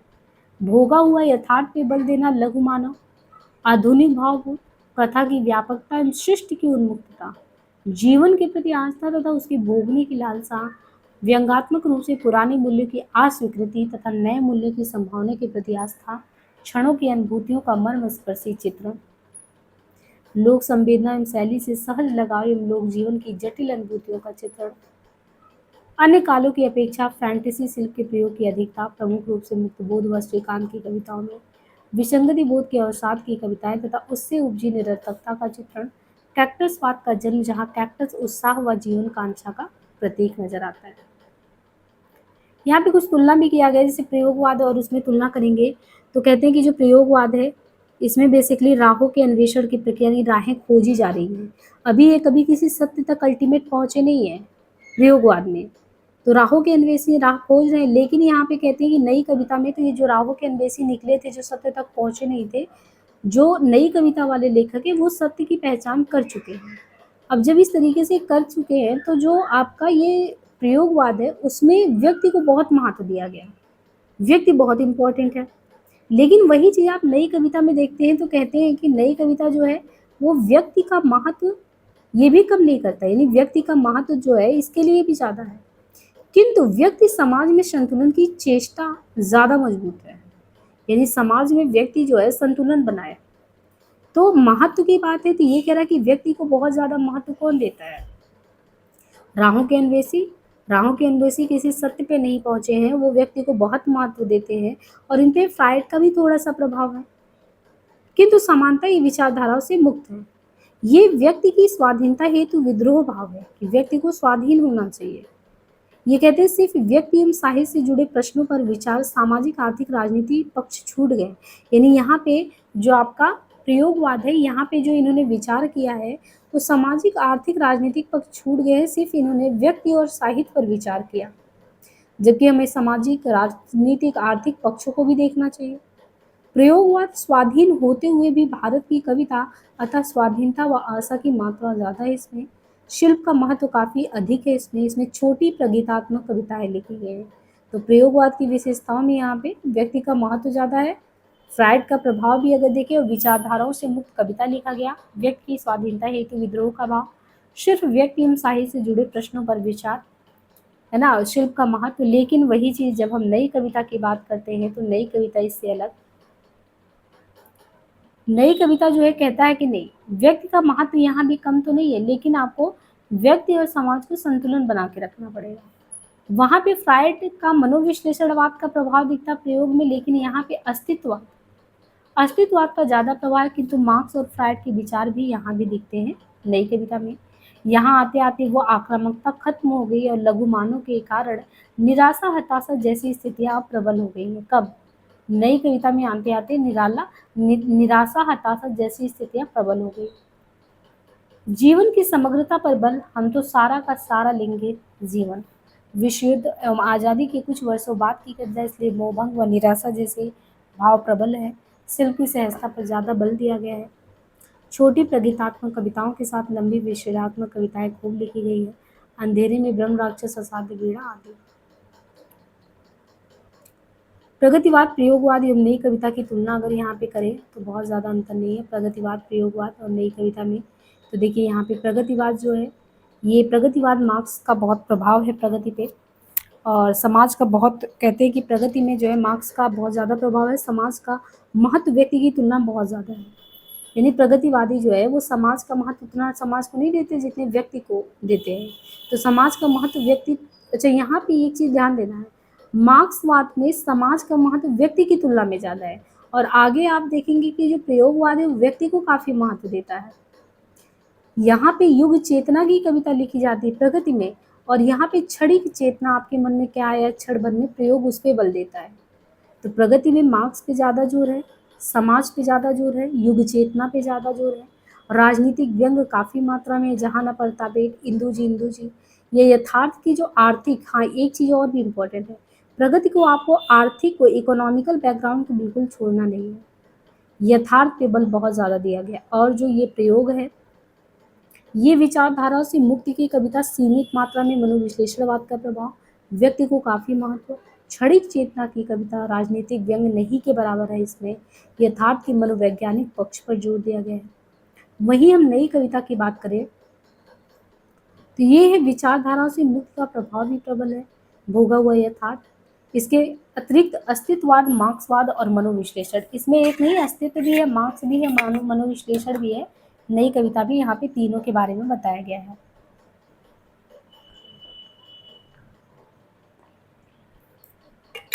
इसकी एक धारा पर व्यक्तिवाद का प्रभाव है अज्ञेय, तो दूसरी धारा पर समाजवाद, मुक्तिबोध का प्रभाव। और नई कविता में क्षणवादी युगवादी चेतना दोनों ही है, क्षणवाद भी है, युगवाद भी है। पुनः राजनीतिक विषय वस्तु कविता में शामिल होता है, यथार्थ के सभी पक्षों पे बात किया जाता है। अब आपने आपके एग्जाम में मैक्सिमम आपने देखा होगा कि तार सप्तक के कवियों में जो अज्ञेय जी ने जो एक प्रयोगवादी धर्मिता चलाया था, तो उसमें आपने देखा होगा कि 4 सप्तक निकाला गया है। और अक्सर जिस भी हिंदी के एग्जाम में बैठेंगे सप्तक के कवियों के नाम आते हैं, तो अभी तक ये भी जानिए कि कितने सप्तक निकाले गए हैं, तो 4 सप्तक निकाला गया है, जिनमें तार सप्तक पहला 1943 में आया, दूसरा 1951 में, तीसरा 59 में, चौथा 1979 में। 4 सप्तक हुआ, 43, 51, 59 और 79। जो पहला तार सप्तक है 1943 का, 1943 का जो पहला सप्तक है, उसमें जो है 7 कवि जो है वो कौन कौन से हैं, तो इसमें है अज्ञेय, रामविलास वर्मा, गजानन माधव मुक्तिबोध, प्रभाकर माछवी, नेमीचंद जैन, गिरिजा कुमार माथुर, भारत भूषण अग्रवाल, ये 7 लोगों के नाम आपको ध्यान रखने हैं। पहला सप्तक 1943 में आता है। तो देखिए इम्पोर्टेंट में आपने क्रम से ही देखा था, तो अज्ञेय, रामविलास, गजानन, प्रभाकर माछवी, नेमीचंद, गिरिजा कुमार माथुर, भारत भूषण अग्रवाल। अब यहाँ पे जब दूसरे में जाएंगे तो आपको देखिए दूसरे में अगर यहाँ पे देखें तो शमशेर बहादुर, शमशेर बहादुर कहीं पे भी पहले में है, नहीं है। भवानी प्रसाद मिश्र कहीं पे भी है पहले में, नहीं है। शकुंत माथुर दूसरे सप्तक में, भवानी यानी शेर है, फिर भवानी है, शकुंत है, शेर, भवानी, शकुंत, फिर हरि, नरेश, धर्मवीर, रघुवीर, कोई भी है, नहीं है। इसलिए सप्तक के सारे कवियों के नाम आपको चाहे जैसे याद करिए, शेर, भवानी, शकुंत, कुछ भी ट्रिक बना के। तो यहाँ पे तो अज्ञेय जी, रामविलास शर्मा, मुक्तिबोध, प्रभाकर माछवे, नेमीचंद, गिरजा, भारत भूषण, लेकिन यहाँ पे शेर, भवानी, शकुंत, हरिन, नरेश, धर्म, रघु, धर्मवीर, रघुवीर, देखिए धर्मवीर भारती, रघुवीर सहाय, क्रम से देखें तो शेर, भवानी, शेर, भवानी, शकुंत, हरिनारायण, देखिए पूरा नाम नहीं, ये तो एक ट्रिक टाइप में बता रहे हैं कि आपको थोड़ा याद रह जाए कि पहले वाले से दूसरे में क्या अलग है। तो शेर, भवानी, शकुंत, है ना, हरि, नादे, नरेश, धर्मवीर, रघुवीर, ये 1951 में दूसरा आया था तब तक, और तीसरा 1959 में आया था। और तीसरे में कौन कौन है, प्रयाग नारायण त्रिपाठी, प्रयाग नारायण त्रिपाठी, मदन वात्स्यायन, विजय देव नारायण स्याही, प्रयाग नारायण, मदन वात्स्यायन, विजय देव, कुंवर नारायण, सर्वेश्वर दयाल सक्सेना, केदारनाथ सिंह, कीर्ति चौधरी, एक महिला का नाम भी है कीर्ति चौधरी का। तो कौन कौन हो गया, प्रयाग, मदन, विजय, कुंवर, सर्वेश्वर, केदार, कीर्ति। चौथा सप्तक 1979 में देखें तो अवधेश कुमार, राजकुमार, स्वदेश भारती, नंद किशोर, सुमन राजेश, श्रीराम, राजेंद्र किशोर। अब ये जो ताल सप्तक के कवि है, इनकी जो प्रमुख रचनाएं हैं उनको भी क्रम से यहाँ दिया गया है, जिनमें सबसे पहले आपने ताल सप्तक में पहले में 1943 वाले में अज्ञेय जी का पढ़ा था। अज्ञेय जी का जन्म बता दो 1911 में, केदारनाथ का भी था 1911 ही लगभग। सबसे पहले वात्स्यायन अज्ञेय जी की बात करते हैं। तार सप्तक में पहले कवि जो रहे हैं अज्ञेय, अज्ञेय जी की जो रचना है वो सारे इंपॉर्टेंट है। भग्नदूत 1933 में है, चिंता 1942 में है, इत्तेलम 46 में है, हरी घास पर चढ़कर 1949 में है, बावराए हेरी 1954 में है, इंद्रधनुष रौदे हुए थे 1957। तो भग्नदूत, चिंता 42, इत्तेलम 46, हरी घास 49, बावरा हेरी 54, इंद्रधनुष रौदे हुए 57। अरियो करूर प्रवाह में 1959, आंगन के पार द्वार 61, पूर्वा 65, सुनहले सवाल, कितनी नाव में कितनी बार 1967, क्योंकि मैं उसे जानता हूँ 1970। सागर मुद्रा जो रचना है ये 1970 में है। पहले मैं सन्नाटा बुनता हूँ 73, महावृक्ष के नीचे 77, नदी की बांक पर छाया 81, ऐसा कोई घर आपने देखा 1986। देखिए रामविलास शर्मा इसके बाद आते हैं अज्ञे जी के, और जो है उनका 11 है तो रामविलास शर्मा का जस्ट 12 है। यहाँ से देखिए क्रम भी याद हो जाएगा कि किसका क्या है, क्योंकि कभी कभी इनका क्रम भी लगाने को दे देता है ना। तो अज्ञे 1911, और जो है केदारनाथ का देखा था वो भी 1911 थे। लेकिन जब हम तार सप्तक के कवि में क्रम में देखते हैं तो सबसे पहले अज्ञे, अज्ञे के बाद रामविलास जी आते हैं। अज्ञे और रामविलास तो अज्ञे जी का, और 1912 में रामविलास जी का है। रामविलास शर्मा 1912 से 2000, रूप रंग इनका है 1956, रूप रंग। सदियों के सोए जाग उठे 1988 है। इसाकाल में 1988 है, इसाकाल में इनका बुद्ध वैराग्य तथा प्रारंभिक करके है, बुद्ध वैराग्य तथा प्रारंभिक घटनाएं जरिए। और इसके बाद गजानन माधव मुक्तिबोध का तो 1917 में जन्म, 1964 में निधन। चाँद का मुंह टेढ़ा है 1964, भूरी भूरी खाक धूल 1980 में है। प्रभाकर माचवे, और देखिए मुक्तिबोध और प्रभाकर माचवे, अब इसी तरीके से थोड़ा सा एक ट्रिक अगर करेंगे तो आपको ये ट्रिक भी थोड़ा याद हो जाएगा कि किनका किनका जन्म जो है एक साथ हम याद कर सकते हैं। अब यहाँ पे जैसे दिया हुआ है गजानन माधव मुक्तिबोध 1917 और प्रभाकर माचवे जो है इनका भी दिया है 1917। तो इस तरीके से हम जो है दो कवियों को एक साथ याद कर सकते हैं कि मुक्तिबोध 1917 है, प्रभाकर माचवे जो है वो भी 1917 है। और मुक्तिबोध का हम लोगों ने देखा चाँद का मुंह टेढ़ा 1964, भूरी भूरी खाक धूल 1980, और जो प्रभाकर माचवे है इनका मेपल 1965, यहाँ शब्द है, स्वप्न भंग, तेल की पकौड़ियाँ। इसके बाद नेमीचंद जैन, तो नेमीचंद जो है 1919 में है, एकांत 1973 में, अचानक हम फिर 1999। गिरजा कुमार माथुर, देखिए प्रभाकर माचवे और क्या नाम है मुक्तिबोध और प्रभाकर माचवे 1917 में जन्म है, नेमीचंद और गिरजा कुमार का 1919 में है। और गिरजा कुमार माथुर का देखें तो मंजीर 1941 में, नाश और निर्माण 46 में, धूप के दान 1955 में है, जन्म कैद रेडियो काव्य नाटक 1957 में है, जो बंध नहीं सका 1968, भीतरी नदी की यात्रा 1975, छाया मत छूना मन, साक्षी रहे वर्तमान। इसके अलावा कल्पांतर, मैं वक्त के हूँ सामने, मुझे और अभी कहना है, पृथ्वी कल्प काव्य नाटक। तो ये कुछ है रचनाएं। इसके बाद भारत भूषण अग्रवाल जी का है, तो भारत भूषण अग्रवाल इनका है जो रचनाओं में है, छवि के बंधन 1941, जागते रहो मुक्ति मार्ग 47, ओ प्रस्तुत मन 1958 में है, ओ प्रस्तुत मन, कागज के फूल 1963 में इनका है भारत भूषण अग्रवाल का, एक उठा हुआ हाथ 1970, उतना हुआ सूरज 1977, अनुपस्थित लोग अग्निलेख। अब एक एक करके जो इम्पोर्टेंट कवि हैं उनके बारे में है, जैसे सच्चिदानंद वात्स्यायन अज्ञे, तो जनपद राजपथ, केले का पेड़ और आज़ादी के 20 बरस अज्ञे की चर्चित कविताएं हैं। जनपद राजपथ, केले का पेड़, आज़ादी के 20 बरस। कितनी नाव में कितनी बार काव्य कृति के लिए अज्ञे जी को ज्ञानपीठ पुरस्कार से सम्मानित किया गया है। मुक्तिबोध जी ने अज्ञे को बुर्जवा जी का अंतिम मुमूर्ष कवि कहा है। इसके अलावा नए कवियों को संबोधित करने वाली कविता नए कवि के प्रति के रचयिता अज्ञे जी हैं। अयोध्या से चित्रकूट तक आयोजित कवियों की पदयात्रा का नेतृत्व किसने किया था? अज्ञे जी ने किया। अज्ञे का काव्य संग्रह आंगन के पाद द्वार क्रमशः 3 भागों में बटा है, अंतः सलीला, चंद्रकांत शिला, अषाढ़ वीणा। अषाढ़ वीणा जो है वो लंबी कविता है, इसका मूल भाव अहं का विसर्जन है। अषाढ़ वीणा चीनी लोक कथा टेमिंग ऑफ द हार्ट के आधार पर लिखी गई लंबी कविता है। सांप कविता नगरीय सभ्यता तथा कथित सभ्य लोगों पर व्यंग करने के लिए लिखा गया है। जापानी काव्य की शैली पर अज्ञे ने एक चीण का खाका लिखा जिसे जापानी भाषा में हाइकू कहा जाता है। चिंता काव्य ग्रंथ 2 खंडों में बटा है, पहला है विश्वप्रिया और दूसरा एकायन करके है। इत्तिलम को 4 भागों में बांटा गया है, बंदी स्वप्न, हिय हारिल, वंचना के दुर्मिट्टी का हिया, बावरा अहेरी। रचना में अहेरी से मतलब है प्रकाश है। इसमें रचनाकार ने बाहरी दुनिया में प्रकृति के अंधकार और मनुष्य के मन के अंधकार को मिटाने का प्रयास किया है। इस रचना पर उमर खय्याम की रुबाइयों का प्रभाव भी है। पाश्चात्य कवि इलियट एवं एजरा पाउंड से हिंदी कवि अज्ञे और शमशेर के अच्छे संबंध थे। भाषा, समाज और काव्य के संदर्भ में अज्ञे जी का कहना है कि मैं उन व्यक्तियों में से हूँ और ऐसे व्यक्तियों की संख्या शायद दिन पर दिन घटती जा रही है जो भाषा का सम्मान करते हैं और अच्छी भाषा को अपने में आप में एक सिद्धि मानते हैं।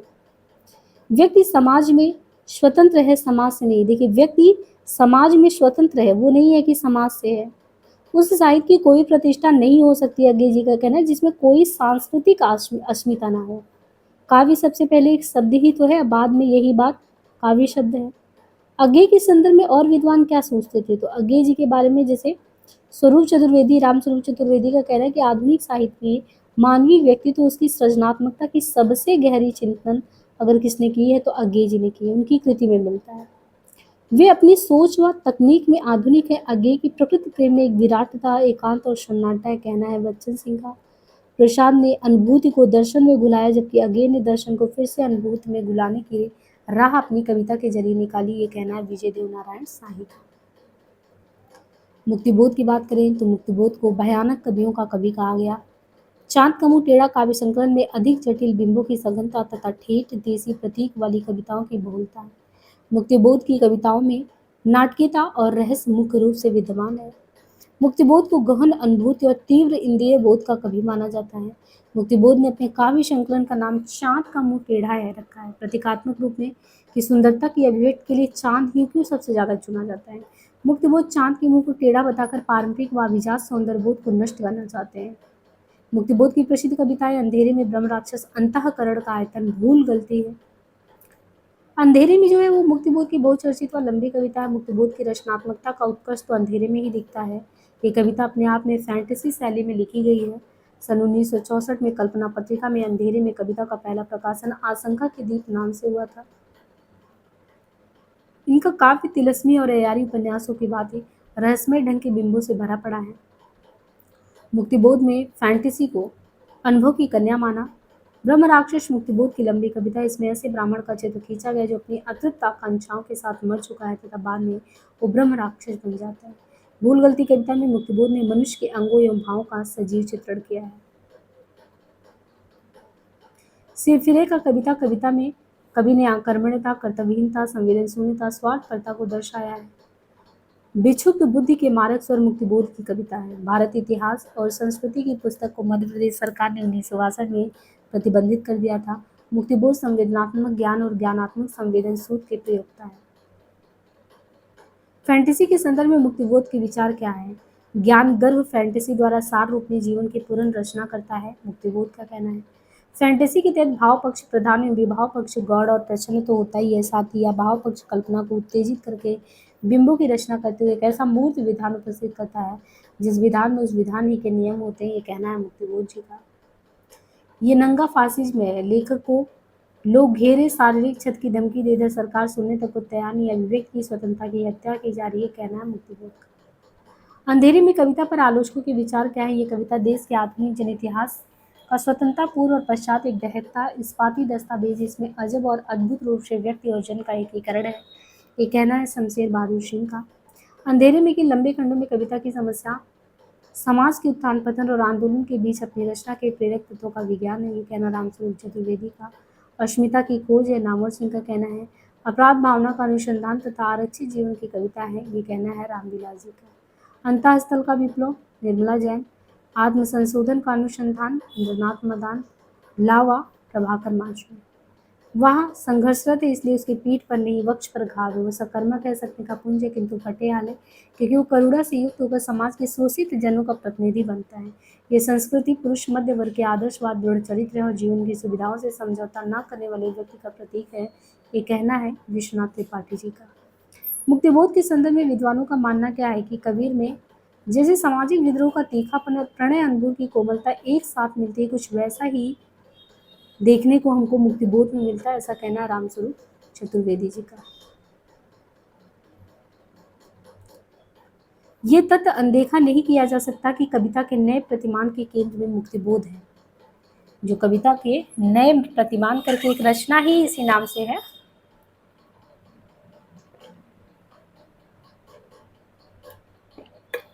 ये तथ्य अनदेखा नहीं किया जा सकता कि कविता के नए प्रतिमान के केंद्र में मुक्तिबोध है।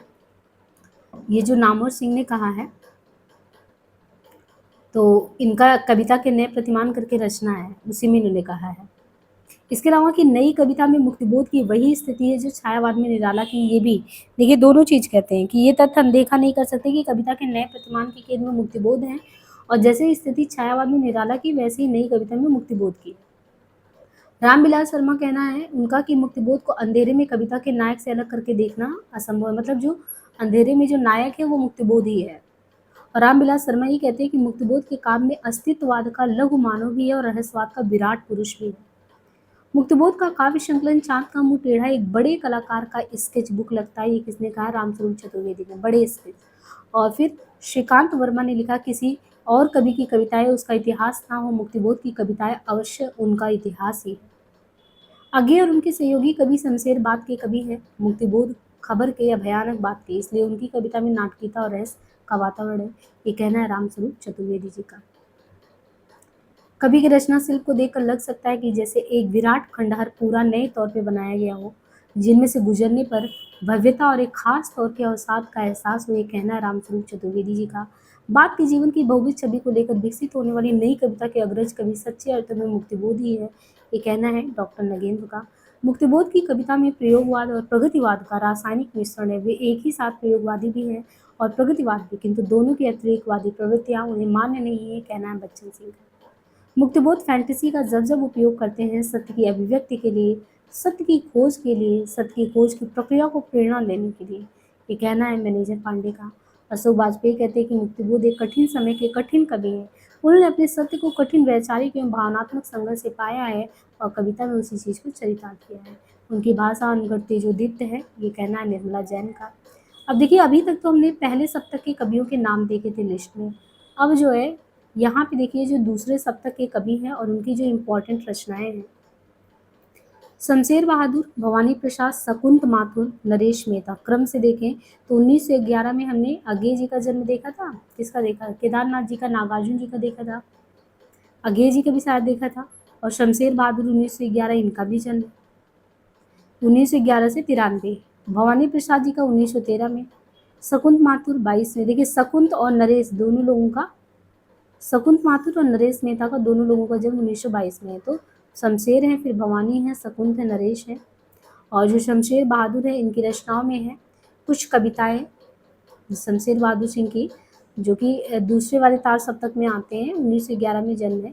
ये एक तो लिखे हैं कुछ कविताएं करके शमशेर जी, कुछ कविताएं, और कुछ कविताएं के बाद इनका और है कुछ और कविताएं। होता नहीं कि हम लोग जब कुछ लिख लेते हैं सोचते हैं कुछ और लिख लें, ऐसा कुछ। तो शमशेर जी ने पहले कुछ कविताएं 1959 में लिखा, फिर कुछ और करके एक साइड में लिखा। चुका भी हूँ मैं नहीं, 1975 में इनकी रचना है चुका भी हूँ मैं नहीं। इतने पाँच अपने 1980 में है। ये जब हमने प्रैक्टिस सेट कराया है तो देखा होगा आपने, ये सब क्वेश्चन आया हुआ है। उदिता 1980 इंपॉर्टेंट रचना है उदिता शमशेर जी का। अभिव्यक्ति का संघर्ष 1980, बात बोलेगी 81, काल तुझसे होड़ है मेरी। इसके बाद कहीं बहुत दूर से मैं सुन रहा हूँ, सुकून की तलाश टूटी हुई बिखरी हुई। तो जितनी भी रचनाएं हैं, कुछ कविताएं, कुछ और कविताएं, चुका भी हूँ मैं नहीं, इतने पास अपने, उदिता, अभिव्यक्ति का संघर्ष, बात बोलेगी, काल तुझसे होड़ है मेरी, कहीं बात दूर से सुन रहा हूँ, सुकून की तलाश टूटी हुई बिखरी हुई। दूसरे नंबर पे हैं भवानी प्रसाद मिश्र, 1913 इनका समय है। और इनकी रचनाएं तो आप देखिए कि गीत फरोश तो अपने सिलेबस में ही लगा हुआ है, बहुत इंपॉर्टेंट है। भवानी प्रसाद गीत फरोश 1956 में इनकी कविता थी। बाकी गीत फरोश 56 में है, चकित है दुख 68 में है, 68 में ही अंधेरी कविताएं भी है ना। बुनी हुई रस्सी बहुत इंपॉर्टेंट है इनका। तो गीत फरोश भी बहुत इंपॉर्टेंट है। 56 में चकित है दुख, 68 में अंधेरी कविताएं, 68 गांधी पंचसती, बुनी हुई रस्सी, खुशबू के शिलालेख 73 में व्यक्तिगत करके है। परिवर्तन जिए इदम न मम, पूछा जाता है इदम न मम किसका है, तो परिवर्तन जिए 76 में, 76 के जस्ट बाद 77 में इदम न मम। त्रिकाल संध्या 1978 अंतर्गत 1979। अनाम तुम आते हो कई बार पूछा गया है, तो अंतर्गत और अनाम 1979 में। शरीर कविता फासले और फूल, कालजयी, इसके अलावा मानसरोवर दिन, नीली रेखा तक, ये कोहरे मेरे हैं 93, नीली रेखा तक, संप्रति पूछ किया।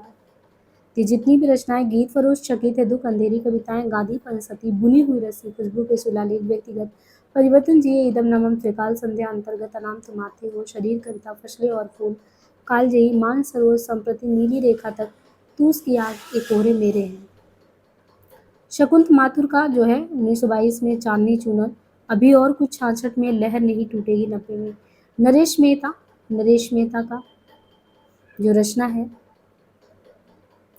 वन पाखी सुनो 57 में, वन पाखी सुनो, बोलने दो चीड़ को, मेरा समर्पित एकांत। उत्सव इनका है, ये सब मुक्तक है इनके। मुक्तक में उत्सवा, तुम मेरा मौन हो, अरण्या 1985 में है। इसके अलावा आखिर समुद्र से तात्पर्य, पिछले दिनों नंगे पैर नवासी चैत्या।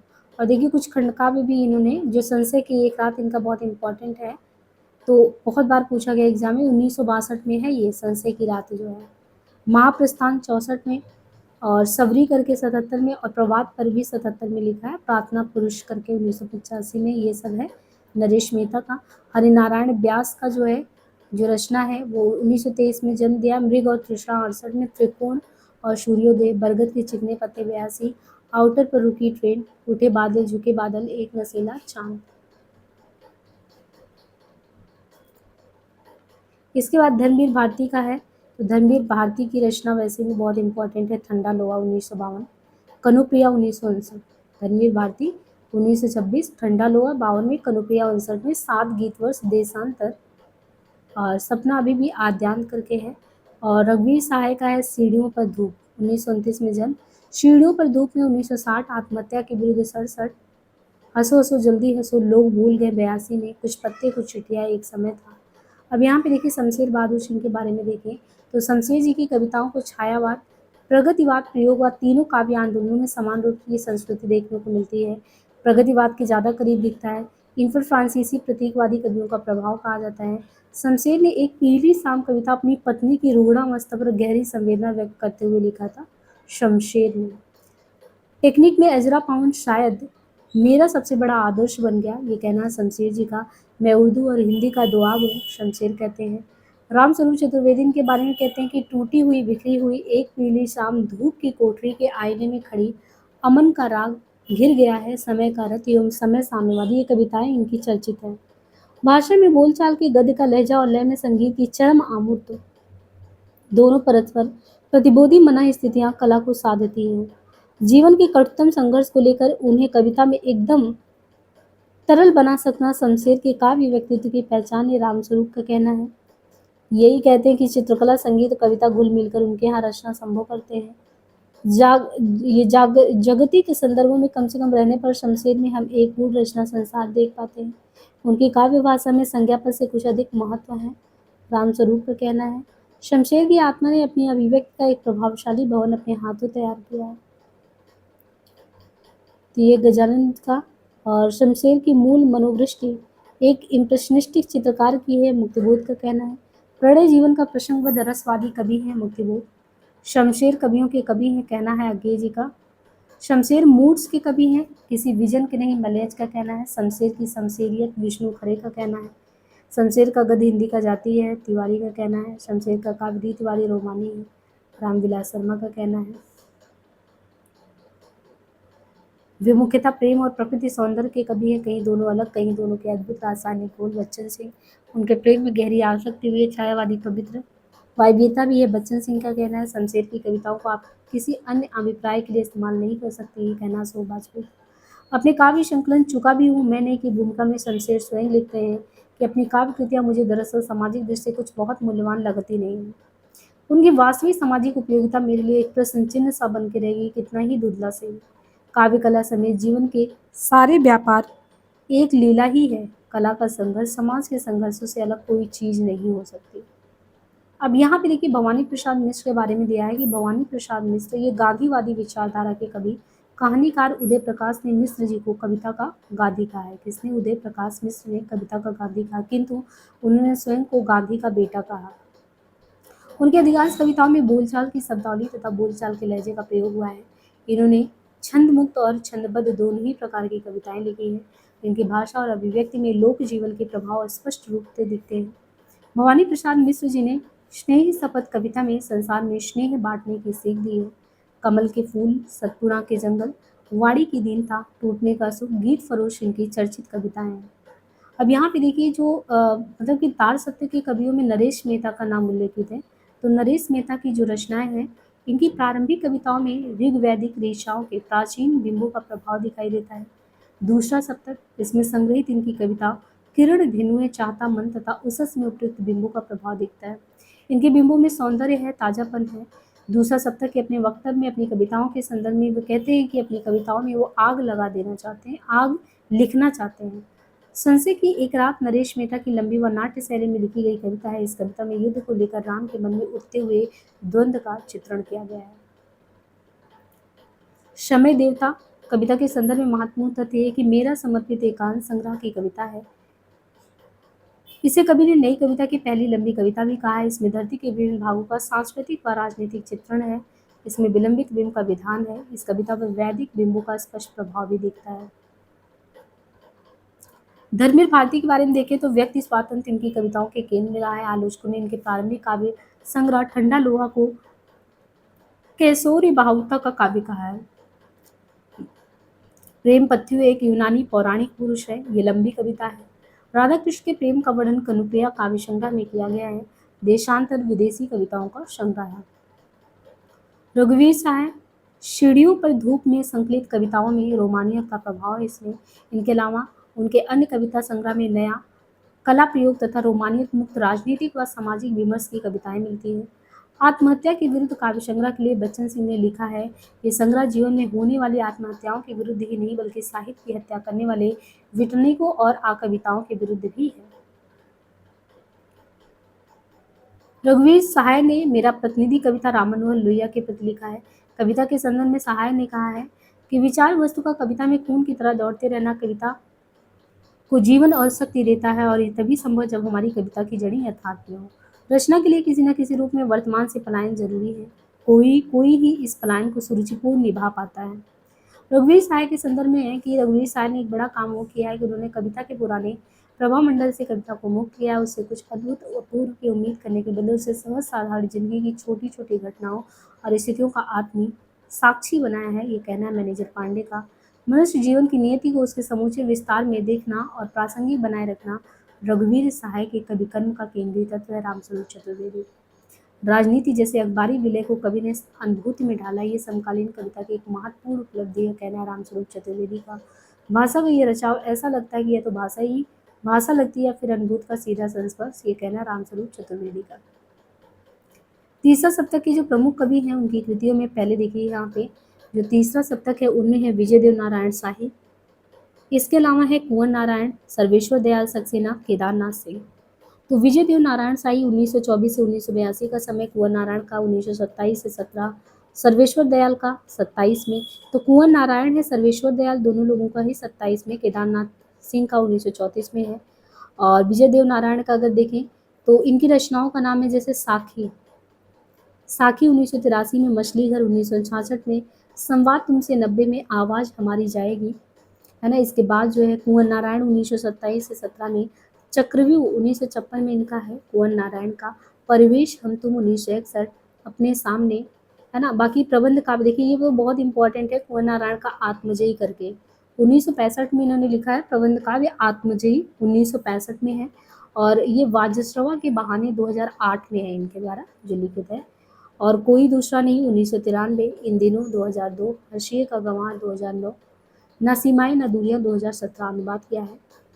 और सर्वेश्वर दयाल सक्सेना 1927, काठ की घंटियां बहुत इंपॉर्टेंट रचना है, काठ की घंटियां 1959, बांस का पुल, एक सूनी नाव, गर्म हवाएं। और इनके अलावा जो है कुआनो नदी जो है 73 में, जंगल का दर 76, खूंटियों पर टंगे लोग 82, कोई मेरे कोई मेरे साथ चले। और केदारनाथ सिंह का क्या है, एक केदारनाथ अग्रवाल है लेकिन ये सिंह की बात हो रही है। तो अभी 1960 जमीन पक रही है, 80 यहाँ से देखो 83, 88 में अकाल में सारस केदारनाथ सिंह का है। उत्तर कबीर और अन्य कविताएं 1995 में है। बाघ लंबी कविता है इनका 1996 में। टॉल्स्टॉय और साइकिल करके 2005 में, सृष्टि पर पहरा 14 में, मतदान केंद्रों पर झपकी 2018, मंच और मचान लंबी कविता। अब यहाँ पे देखिए जैसे केदारनाथ सिंह है और सबसे पहले यहाँ पे दिया कुंवर नारायण के बारे में कि आलोचक रामस्वरूप चतुर्वेदी ने आत्मजयी 1964 को नई कविता की एक महत्वपूर्ण उपलब्धि माना है। आत्मजयी का केंद्रीय विषय जीवन व मृत्यु का मौलिक अर्थ है। आत्मजयी की कथा वस्तु कठोर उपनिषद की यम नचिकेता की कहानी पर आधारित है। आत्मजयी में बौद्धिक बिंबों का प्रयोग किया गया है। सर्वेश्वर दयाल सक्सेना मुख्य रूप से किसान मजदूर तथा सत्ता विरोधी कविताओं के लिए जाने जाते हैं। व्यंग्यात्मक राजनीतिक कविताएं लिखा, ग्रामीण परिवेश एवं सरल भाषा की कमी है। इनकी चर्चित कविताएं हैं अहम से मेरी बड़ी हो तुम, विगत प्यार लिपटा रजाई में, मैंने कब कहा, कॉफी हाउस में एक मेलोड्रामा। केदारनाथ सिंह का अगर और भी देखें तो बच्चन सिंह का मानना है कि जो केदारनाथ सिंह है इन्होंने 1960 के बाद की कविता को संवेदनात्मक बौद्धिकता से जोड़ दिया है। मुख्य रूप से अगर देखें तो ग्रामीण संवेदना, लोक चेतना, गांव एवं शहर के अंतर्द्वंद के कवि हैं। कविता में बोलचाल की भाषा तथा उनकी क्षेत्रीय बोली भोजपुरी की पर्याप्त उपस्थिति है।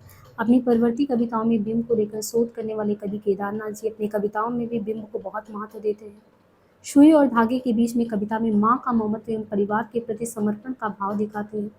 केदारनाथ सिंह की प्रसिद्ध कविताएं हैं बनारस, अनागत एवं फर्क नहीं पड़ता। देखिए 1960 के बाद जो है काव्य आंदोलन जो शुरू होता है, अब यहाँ से 1960 के बाद जो काव्य आंदोलन है उसके बारे में यहाँ पे थोड़ा सा दिया गया है। नई कविता के बाद साहित्यिक आंदोलन प्रायः कम ही दिखते हैं, किंतु साहित्यिक प्रवृत्तियां समानांतर रूप में बनी हुई थी। 1960 के बाद कविता को समकालीन कविता कहा जाता है। हालांकि इसको लेकर विद्वानों के बीच विवाद की स्थिति है कि 60 के बाद की कविता को हम साठोत्तरी कविता कह सकते हैं। डॉक्टर विशंबर उपाध्याय और बच्चन सिंह ने समकालीन कविता को ही साठोत्तरी कविता कहा है। 1960 के बाद कविता में विभिन्न तरह के काव्य आंदोलनों का सुर वो गूंजने लगता है, जिनमें आ कविता, जनवादी कविता, नवगीत आंदोलन ये प्रमुख रहे हैं। आ कविता 1960 ईस्वी के बाद विकसित हुआ आंदोलन है। सन 1963 में जगदीश चतुर्वेदी ने प्रारंभ नामक काव्य संकलन से इसका शुरुआत किया। आ कविता का सबसे प्रसिद्ध काव्य संकलन है विजप। विजप जिसमें रचनाकार गंगा प्रसाद बिमल, जगदीश चतुर्वेदी तथा श्याम परमार की रचनाएं संकलित है। धूमिल, राजकुमार चौधरी, मोना गुलाटी, सौमित्र मोहन, मुद्राराक्षस आदि आ कविता के कवि हैं। श्याम परमार को आ कविता का कवि मानने के पीछे एक तर्क ये भी दिया है कि उन्होंने 1965 में आ कविता पत्रिका को प्रकाशित किया। आ कविता को कहीं कहीं साठोत्तरी कविता भी कहा जाता है। आ कविता आंदोलन पर पश्चिम के एंटी पोएट्री आंदोलन का वैचारिक प्रभाव है। आ कविता किसी भी सामाजिक दायित्व को अस्वीकार करती है तथा उसके नियमों को खारिज करती है। सन 1952 में अमेरिका में बीट जनरेशन की स्थापना जैक केरुआक एवं एलन किन्सवर्ग ने की। सन 1967 के आसपास एक नवीन प्रवृत्ति तेजी से उभरी जिसे जनवादी कहा जाता है।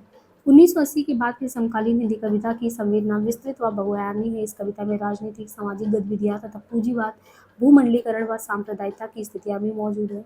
नए इलाके में काव्य संग्रह में अरुण कमल ने शहरी मानसिकता, उन्नति परिवर्तन की तेज गति के परिप्रेक्ष्य में मनुष्य के निरंतर घटते हुए आत्मीय संवेदन को दर्शाया है। अरुण कमल को काव्य रचना के लिए भारत भूषण अग्रवाल पुरस्कार, श्रीकांत वर्मा स्मृति पुरस्कार, सोफियत भूमि नेहरू पुरस्कार एवं शमशेर सम्मान से सम्मानित किया गया।